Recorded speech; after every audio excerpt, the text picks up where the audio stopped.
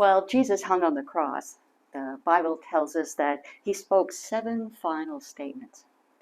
I'd like to tell you about the 4th saying, found in John 19, verses 26 to 27. When Jesus saw his mother there, and the disciple whom he loved standing nearby, he said to her, "Woman, here is your son." And to the disciple, "Here is your mother." From that time on, this disciple took her to his home. Of the 4 gospel writers, John is the only one who mentions Mary's presence at the cross. And that would make sense, because he was the only one that was there. The only one who didn't desert Jesus when he needed his friends the most. As he was dying, I envisioned Jesus kind of scanning the crowd gathered at the bottom of the cross, and then blinking as he blinks back the blood that is draining from the wounds in his head, and seeing his mother and John. In this intimate context, when he speaks to her, it seems strange to me that he would call her woman and not mother.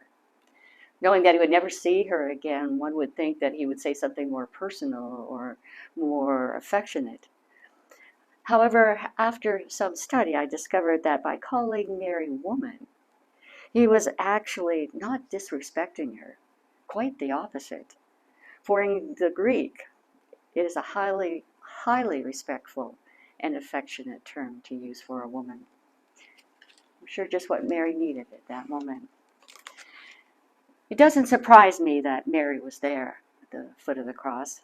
I'm sure nothing would have kept her away.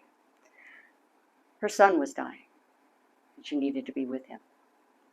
She brought Jesus into this world, and she would be present when he left it. I can't even imagine how heartbreaking it must have been for her, not only to watch her son die, but die such a torturous and horrible death. How helpless she must have felt, not being able to do anything to comfort him. And I'm sure Jesus' death played out in her mind over and over for years to come. Most scholars believe that Mary's husband Joseph was dead by the time Jesus died. Traditionally, in the Jewish family, it was the oldest son who had the responsibility of caring for his mother after she was widowed. But Jesus had no earthly possessions to leave to support her after her death. All he had were the clothes that were on him that were taken by the soldiers. By commending his mother to John's care, Jesus was fulfilling his responsibility to her as a devoted son. Now, typically one would think that Jesus would have appointed one of his half-brothers to care for his mother, James or maybe Jude, but he didn't.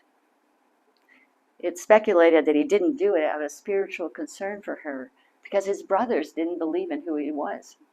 It was only till after Jesus was resurrected that his brothers came to believe in who he was and became a disciple. By entrusting Mary to John's care, Jesus knew that John would accept the responsibility not as a burden, but as a gift. And John did just that.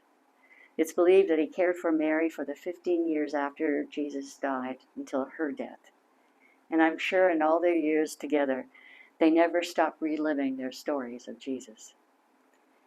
In this tender interaction in these verses, this interaction with his beloved mother, in spite of his great suffering, Jesus provided her with an adopted son, comfort in her grief, and a permanent home. He cared for her completely. And he does the same for us. Jesus told his disciples that he didn't come to be served, but to serve.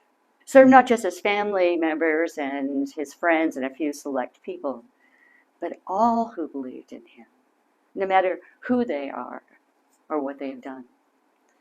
As Jesus met the needs of his mother, so he does the same for us. He is always waiting and listening for us to call out to him.